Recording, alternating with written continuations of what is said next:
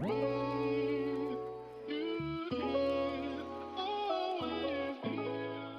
I've been I've been putting this video off for so long. I recorded this yesterday actually at like 3 a.m. And have you ever listened to like a voicemail of yourself after like a night out on the town with the boys? And you sound like, yeah, that's what my recording ended up sounding like. So when I was editing today, I was like, holy shit, no, I just gotta record this. So with that out of the way, we're going to talk about the Mage Tower. I know this is kind of a beaten subject at this point, and there's already like a ton of Guardian Druid guides, both with pre-nerf and post-nerf. The Mage Tower has been nerfed at this point. So basically what I'm going to be talking about is kind of pointless, but you know what? It's, you know, my YouTube channel, and I'm going to do what I want. So I wanted to talk about some of the challenges that I personally faced in the tower, as well as kind of like a reaction slash like what the nerfs are going to actually mean for players who are now attempting the tower. I don't think they were significant enough, and I think the nerfs don't address necessarily all the issues that I think the Mage Tower presented.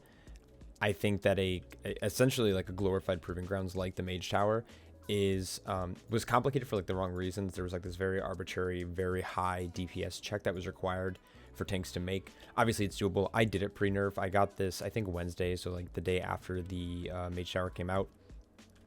It did take me like well over 100 pulls. It took a lot of timing, it took coordination. I had to play around with a lot of different trinkets and different combinations to see how I can optimize damage, as well as just like I wanted to kind of theory craft, because the change from PTR to live was a pretty drastic change. They're like, oh, all this health pool, let's just amp it up by 50%. So the Mage Tower was very, very difficult on the first couple days, but the nerfs should make it a little bit easier. So quickly, I just kind of want to talk about the issues that I kind of had with the tower. The main issue that I kind of ran into was figuring out exactly how to optimize your damage in phase 1. Because not only do you have to obviously like do damage to the boss, there is an aura around, you know, said mini boss in phase 1 that it makes you have less health. And while up front this doesn't seem like a huge issue, it does stack pretty quickly. And if you get hit by the wrong ability, or you miss another storm kick or something of that sort at higher stacks, it will flat out pretty much one-shot you. So learning how to maximize my damage and uptime on the boss, on the mini boss, as well as making sure that I'm killing all of the adds at the appropriate time. That was like, I think my biggest challenge in phase 1 was trying to max that out. I remember like the first couple days I tried this, or not the first couple days, but the first couple attempts that I made, I got the boss, like it took me about 7.5 minutes to get out of phase 1. And I was like, holy shit, there has to be a way to improve this. So I played around with a lot of different trinkets that I had, both from this expansion and previous expansions or previous tiers. And I also tried out a few different talents. I tried to, you know, see which would be better, Galactic Guardian or Incarnation. I tried running Heart of the Wild to get some balance affinity damage out, but in the end I ended up just actually going for a survivability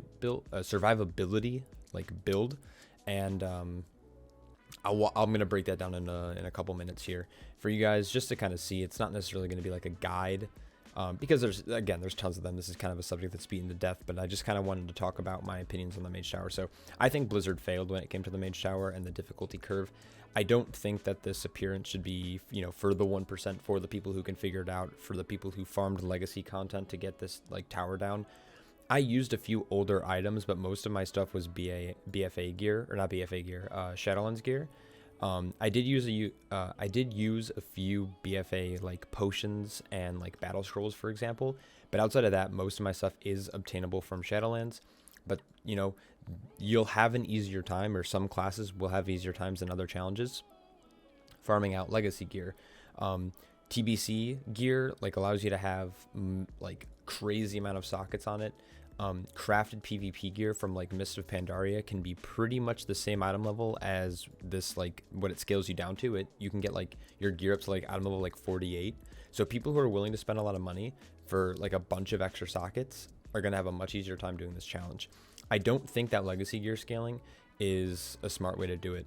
I think what they should have done is they should have maybe had a base template set of gear that you had to use.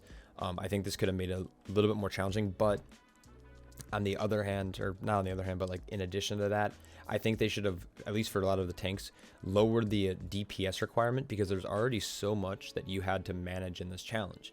You had to manage, you know, not only making sure that the Drain Life cast wasn't going off, but you also had to interrupt 4 different Netherstorm casts. You had to pay attention to a separate ad entirely that if you weren't facing, it would knock you back, and that can only be killed with magical damage. So a lot of classes obviously had to like focus that down, and you had to face this very specific direction. But while facing that direction, you also had to watch out for multiple frontals that would knock you off the platform.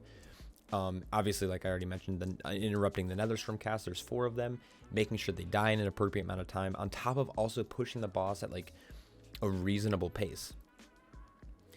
I just don't think that having all those kind of mechanics should have also relied so much on the tank's damage. I think maybe Velen, or like, I know the warrior was like stunned for the first phase, but I wish those 2 characters did a little bit more damage, so you could, as long as you were like maintaining your like survivability, that you would eventually be able to complete the challenge. But unfortunately, I think it was a little bit more difficult than that because of the added arbitrary extremely high DPS check originally. So what did Blizzard change? So I have the Wowhead article posted. This was posted now a day ago or so. Essentially what they did is they nerfed the health for Guardian Druid specifically. I don't know why they went. I mean, I understand why they went in, and I'm kind of glad they did, and went individually into each challenge to figure out like where people were struggling, instead of just like doing a flat nerf, because that would obviously make it really strong for certain tanks compared to others, or certain classes compared to others. So for Guardian Druid specifically, the cruel health was reduced. I don't think it was actually 10%. There's another article saying it was like closer to like 7% health nerf, which I think is actually, it's too small for the way that the fight works, and I'll get to that in a second. They also reduced the Nether Horror health by 10%, which this is okay. I just think maybe they could have done a little bit more here. Again, it's mainly because I know that there's a lot of Guardian Druids who are still struggling with getting the Nether Horrors down. I have a strategy, and if you have the amount, like the right stats, they don't take that long to kill actually, if you do it properly. But it requires focus, like for the whole 7 minutes or 5 minutes or however long you're in the fight for. And then lastly, like the Nether Horde Netherstorm now has a movement and melee combat interrupts. So essentially what this means is that like they can't cast while moving. So if you kite them out, you can eventually, like, you can moonfire them up, you can typhoon them back, you can, you know, use Ursol's Vortex if you're running Rest to Infinity instead, and you can keep them at bay, and they'll never actually like be able to get in range of you to actually start your cast. So you can kite it out a little bit more. I don't think this change was great. What I think they should have just done is like, they shouldn't have done this at all, and they should have just increased or reduced the health by like an additional 10%. I think a 20% health nerf to overall would have been like perfect, because that means you were able to kill them in the right window, right? Like you can thrash, swipe, roar, swipe, they're dead. But currently how it was before nerf, it was like you had to make sure you had a moonfire on each target, then you had to thrash, swipe, roar, and then kind of kite, and they would bleed out. And you'll see that in the video. So I think the cruel health nerf was a little like okay. The problem I had with the cruel health nerf is that the way that the spell queuing works going from phase 1 to phase 2 is nothing like resets. The only thing that kind of resets are like the tormenting eyes will despawn because they don't exist in phase 2. But outside of that, like, I wish that, not that I wish, I mean, I think it would be a little bit more helpful if like the infernals like semi reset, or the timing for when the nether horrors actually spawn reset, but they don't. So if you phase at a awkward time, you'll have ads coming in as soon as like the second phase, as soon as cruel spawns, like you'll have nether horrors coming in at the same time, and it's very hectic to try to pick up aggro's. There were a few attempts that I had going into phase 2 where I pushed at like an inappropriate time, and Velen just got clapped, or I got clapped, because there was just so much damage all at the same time. So I wish they did something with like the queuing, like the phasing of the boss. I wish like timers reset, but in, you know, typical Blizzard fashion, they don't. And that's something that I'm going to talk about in the video that we're going to break down here in a second. So outside of that, I think that's pretty much all I have to say about, I think, the difficulty of the tower. I think the nerfs are okay, and you know, they're justified, and like I'm not really complaining, mainly because I already have the skin.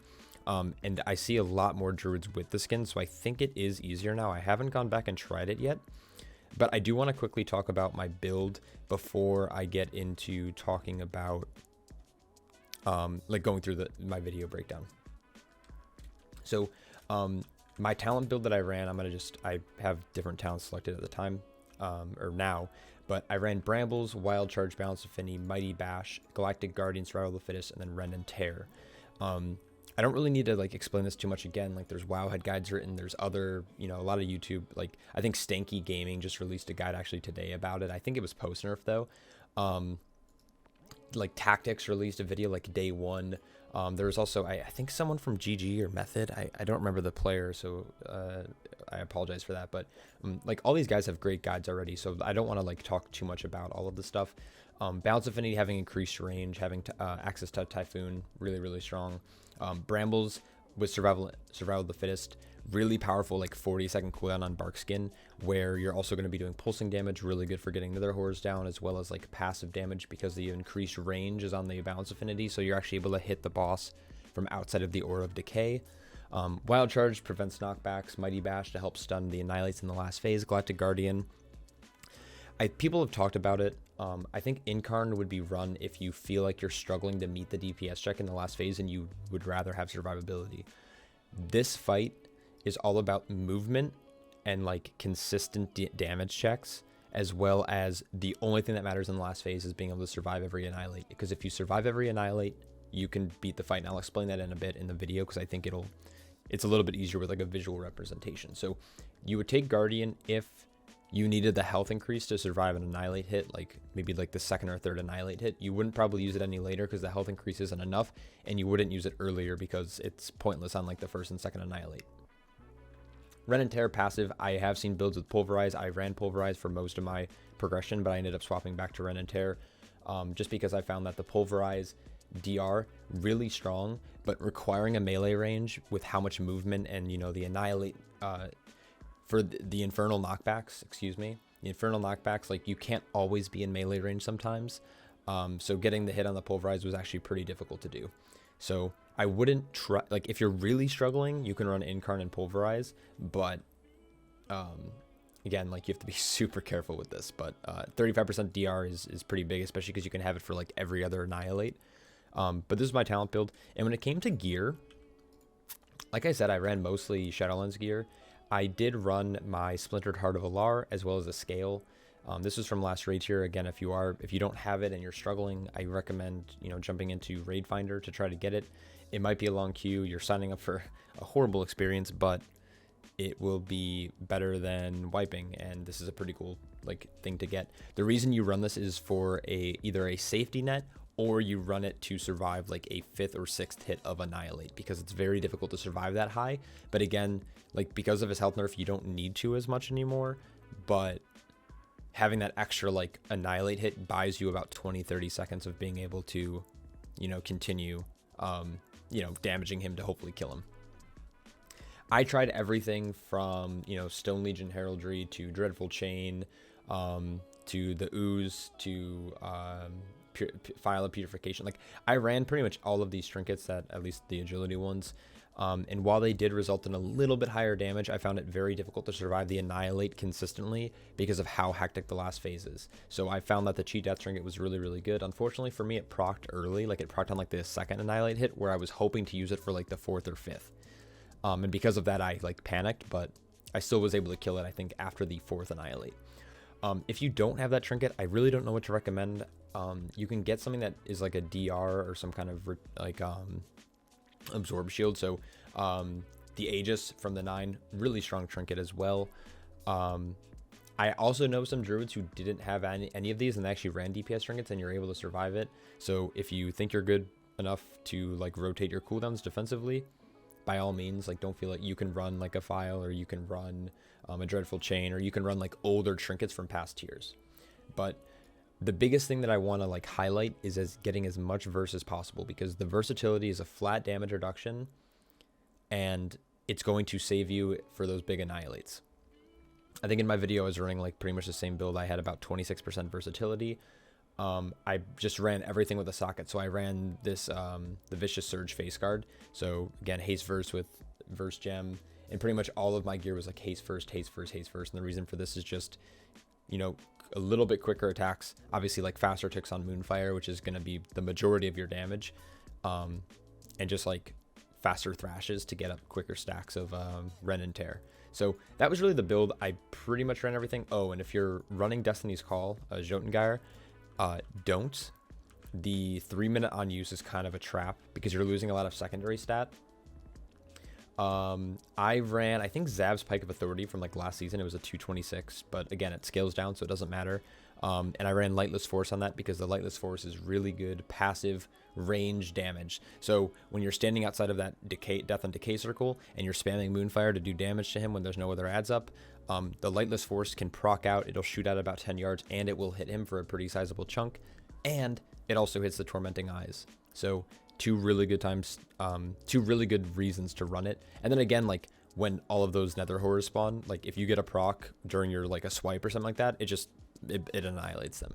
I'll try to point that out in the video, but I think outside of that, I think that's pretty much everything. When it came to consumables, I ran a fair bit of BFA stuff, but I do want to talk about a food item that currently doesn't scale down. So the sweet Silvergill sausages, they don't scale as down as much as other foods, which again is really, really weird. I don't know if it was hotfixed yet, but these will give you like still the 18 verse, where if you use something like steak a la mode, this verse is scaled down to like 5 verse or like 8 verse or something like that. So you're going to get bigger value out of the Silvergill sausages. So if you have cooking, or if you can drop a couple thousand gold to level it up really quick, you learn these pretty early, the lighter meals. So being able to get your hands on these off the auction house or just from your spell book, really good. We'll jump over to the video and I'll talk about like my buffs and stuff, and then we'll obviously do a quick breakdown here. I don't want this video to be too long. Oops. There's like jamming music. I didn't even realize that I had my mic open when I did this. So this was like my 3rd try of the evening. Again, this did take me like over 100 attempts to get pre-nerf. It was very headache inducing, but I was able to get it. So this is pre-nerf. This is before the health nerf. This is before the Nether Horror nerfs. So this was done, I think, Wednesday evening. I was pretty jazzed about it. So let's quickly talk about my buffs. We have, actually, you know what? I'm going to do this. I swapped to this thing with the borders just because then I can now draw on the video to kind of explain some things. So I do want to talk about, first and foremost, I want to talk about my buffs. So first and foremost, if you can Vantage, no, you can't actually Vantage Rune.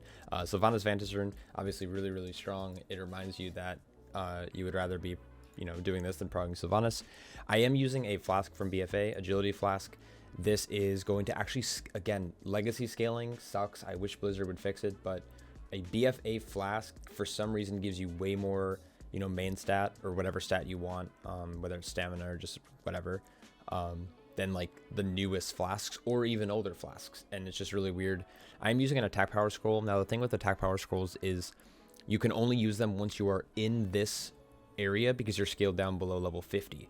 You have to be sub 50 to use them, though, because on the attempt before this I didn't actually die. It kept the buff, so that's why there's like 21 minutes on it, but you cannot use it outside. But once you're inside of this instance, you can.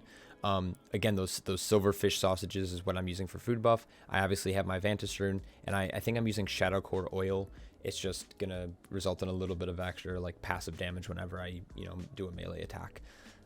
You can use Sharpening Stones for attack power, but like I really don't think there's gonna be like a significant difference where it's actually gonna matter.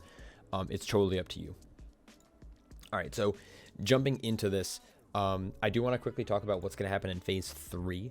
So, or phase 2, I should say, is that the beams spawn here, here, and here, and they're gonna move across like this and intersect. So the safest areas to stand to dodge these is going to be this zone and this zone.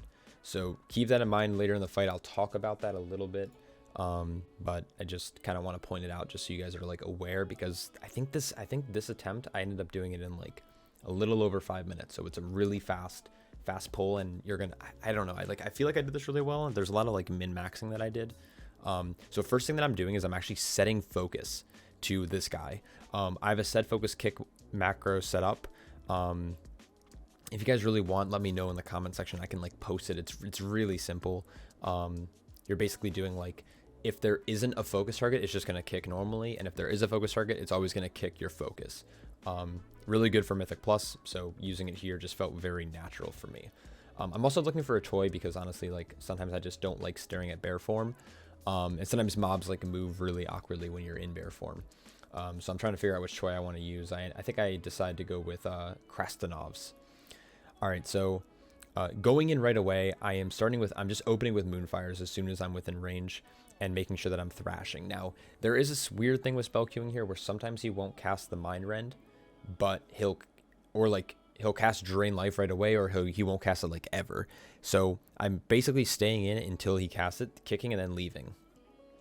Then again, once I'm on the eye, I'm turning around and facing him again and just like spamming Moonfire, because a Moonfire dot should kill an eye by itself. Like once you apply the Moonfire, it'll eventually tick down unless for some reason you do no damage. This is the other big part of the fight. So when the Nether Horror spawns, in my mind it worked. We had 1 was here, 2 was here, 3 was here, and 4 was here. I either went 1, 2, 3, 4 with Moonfire. It's an arrow. Or I went 4, 3, 2, 1. So I would basically, as soon as they spawned, as soon as I saw these giant doors spawning, I would turn and I would, pick one and I would just rotate around the room, Moonfiring them, because you want them pretty much all to have Moonfire by the time they get to you, so they'll eventually bleed out and die. I don't know why this video is playing so slowly. And then also you're going to see these Tormenting Eyes spawn at the same exact time. This, you also want to prioritize, get a Moonfire on, and then always be facing it. And then what you can do is use this eye as like a pivot point. So basically right now I'm forced to face this way, but I want to have the boss in range. So what I'm going to do is I'm going to move over this way to this spot so I can be facing the boss for that Lightless Force damage to come out. And the adds then should group up right next to this orb if I need it. So I'm going to move right over here next to the eye. I'm then going to start moving in once it dies. And I know that it's going to be good. So every ad set, you should be using your Bark Skin, because you're going to get the Brambles damage off. You also should have Moonfire applied to every target. And then, of course, I'm actually running in here because I didn't have any Sex of the Debuff, and I'm trying to get scale damage onto the boss. So that's what I'm doing here. So basically, once your debuff drops, you can run in, get a few hits in, get your Moonfire damage, use a Maul. You don't need to use Iron Fur too much in this first phase. I know Maul is kind of a meme, but it's really good here for a little bit of extra damage, or if you want to push the boss at a certain time. So I see the Tormenting Eye spawns. I'm just spamming Moonfire on it because I'm waiting for my stacks to drop. So we're already 30% in and only 51 seconds into the fight. So my idea with these orbs here, which I'll talk about really quickly, is you can use them pretty frequently in phase 1. I don't typically use them for first or second set unless there's a Drain Life going on, and then I would use it. And I think actually in this clip I do. I was kind of like, I had my back turned to the boss. I was kind of at a range. I was late on some Moonfire applications, so I end up actually using an orb to interrupt, which isn't a problem. It's not a problem to use these orbs. That's what they're here for. They spawn every 30 seconds. They last for 2 minutes. It's good. So again, we're marking 1 with Moonfire. We're marking 2 with Moonfire. I see this Tormenting Eye. I tag it. I'm trying to get onto 3.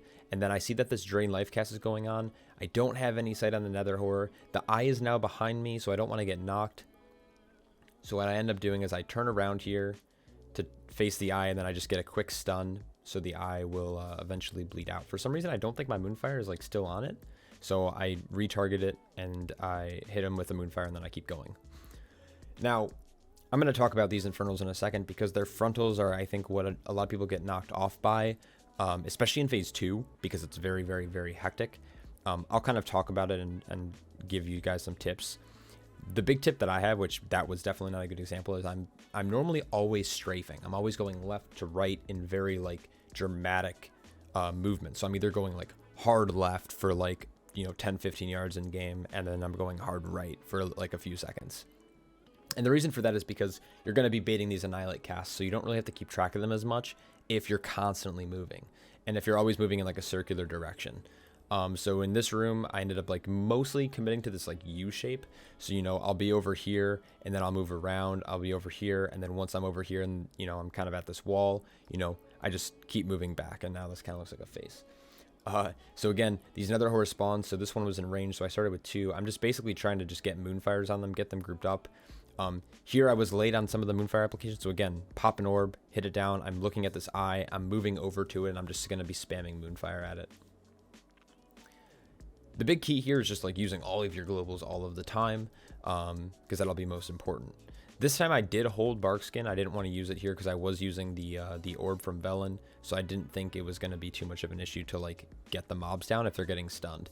Because when they're disoriented, like damage won't break that, so it's pretty easy to keep doing damage. And again, that's what I mean. The smash, it's right here, right? So if I'm always moving this way, this guy is gonna then cast it here, and I'm still just moving this way, and I'm always dodging it. And then I see that this eye is coming up in the back, and I'm trying to get over to it.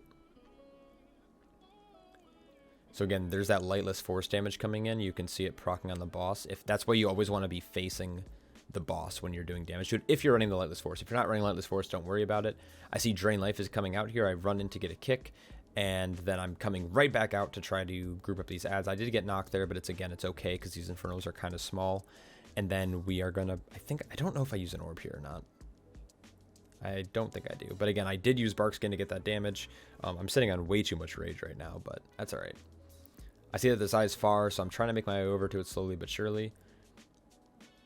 And my goal for this is to try to push him just around like the 3-minute mark, or 3:30 mark. So I should be pushing him in the next 45 seconds. This is playing at like 70% speed. So apologize. I don't know if it's just like a rendering thing. But I'll try to speed up a little bit. So that's pretty much the name of the game in phase 1. It's like, you know, always be staring at the eyes, making sure you're keeping your Moonfire and shit applied to these guys. And then as soon as these spawn, you can see them here. Their nameplates just popped up, right?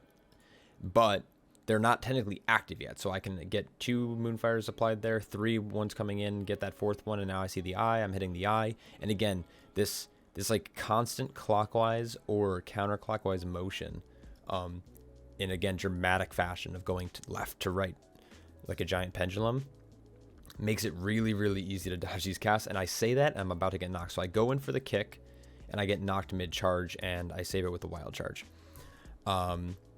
That's why we run a wild charge. It's really easy to just tab target and charge whatever you need to. This is a big thing. So there's 2 eyes active right now, but again, when you phase him, those eyes disappear. The infernals do not, but the eyes do. I want to back it up just a little bit because I also want to talk about like the timing, right?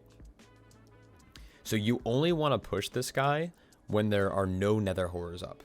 So if we go back a little bit more, this set spawned, right? I just finished them off here. And now this is when I want to push. That's why I tried to, well, obviously I had to kick drain life, but I tried to get in there. I wanted to kick and just like do damage to him because once he dies, we're kind of in the clear.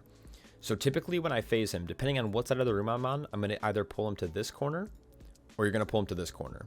And the reason for that is because of how these lines work, right? So there's going to be one here, and there's one over here. And again, they come across. This one comes like that one comes like this, and they intersect in the middle. And if you're, you know, on this side or on this side, you can be in these sections and quickly like move around the beams without getting dragged. It's not a bunch of damage, but it's annoying because they drag you away from the center of the room, which is where Velen is, which is who you're trying to keep alive in this phase. So I'm setting focus to him immediately because same thing here. I need to be looking for other stuff, and I might be targeting other things to get Moonfires applied and whatnot, but I need to see when he's casting Twisted Reflection, because if that cast gets off, you might as well just walk off the edge because there's no way you're going to kill him before he kills you. So I'm cutting him away. He's going to cast Annihilate first, always, and he's going to cast then right after that a Twisted Reflection. And if you saw there, I should have highlighted it, but again, these kind of constant movements of zigzagging back and forth is what's going to allow me to dodge these frontals. As you can see, I'm just moving this way, and then as soon as I see all this shit fade, I'm running back this way. It's pretty consistent. You kind of get the hang of it eventually. And then there's the Annihilate cast. Nothing is being used on the first Annihilate. There's Twisted Reflection. I run back in to get a kick, and then I'm just running. I don't want to be anywhere near these the Infernals, because the Infernals actually, they do have a range on their frontal. Let me pause it really quick. So the range on their frontal is only like 20-30 yards, so you can't outrange it. So if you just keep running in a circle around the room, if you just keep, you know, yeeting yourself, they'll never catch up to you. They're going to kind of be stuck in the middle. And then when you do run in, as long as you make it to an orb, they're going to get stunned. It's going to interrupt their cast, and then you can just run right back out. So here's the big thing, is you can see that I'm at like 1900 health. This was, I think, the biggest factor of what allowed me to actually complete this challenge.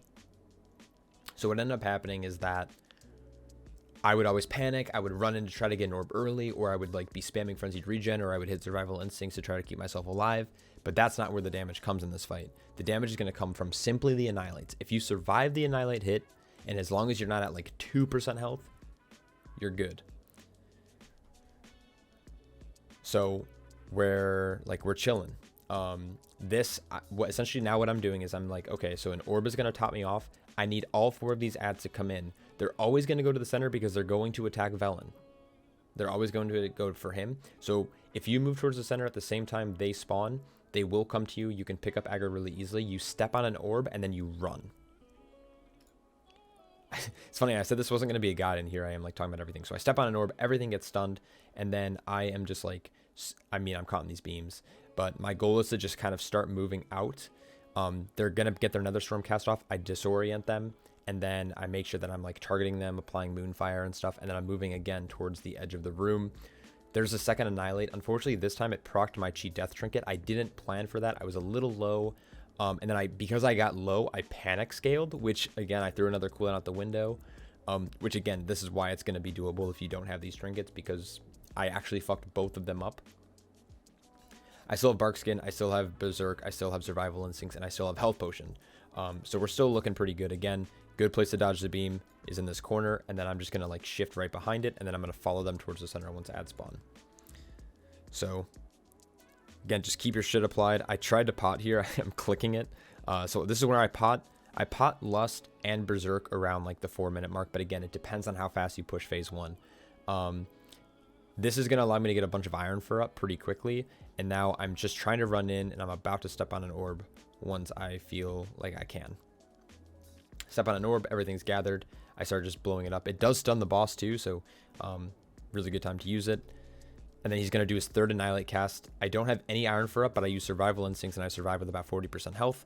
I'm still chilling on a health pot. There's a Twisted Reflection. I kick it. And then again, just moving in a dramatic fashion, just across the room. I'm not really worrying about frontals. Ads are spawning, so once ads are spawning, you're moving back towards the center of the room, getting ready to step in this orb as soon as they come close. So beams are about to intersect on me. I'm gonna hit the orb just to make sure that I'm topped, to make sure that the beams don't like push me into a bunch of different orbs. And then I'm gonna start applying Moonfire to them. And then once they're inside, I'm gonna roar. Super important to do that on the Nether Storms. I'm gonna then Mighty Bash the boss to delay his casts. And then I see these Nether Storms going off again, so I follow it up with a War Stomp to make sure that they die and that they don't continue casting on me.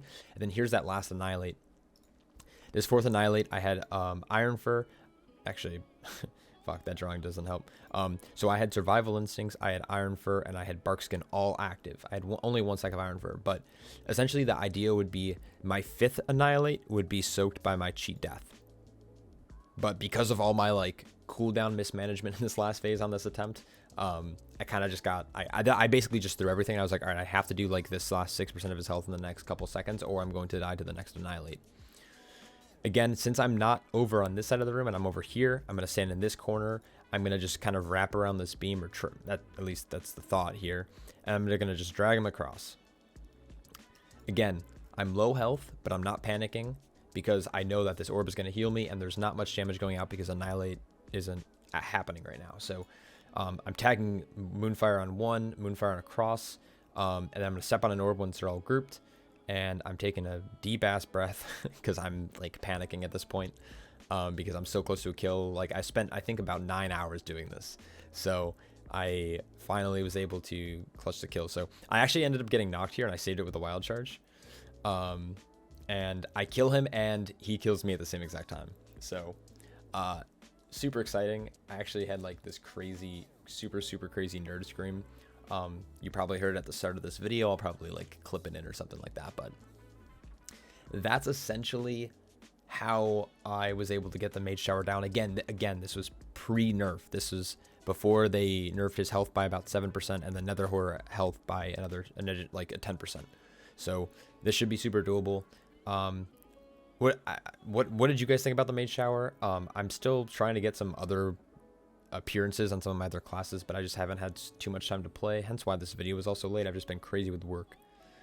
But I'd like to hear how your challenges are going, what you're struggling with, and maybe if I can offer some advice, I'd love to do that. So thanks for watching. I know it's kind of a longer video, but I just want to kind of get my general thoughts about the Mage Shower out. So I will catch you all in the next one. Take care.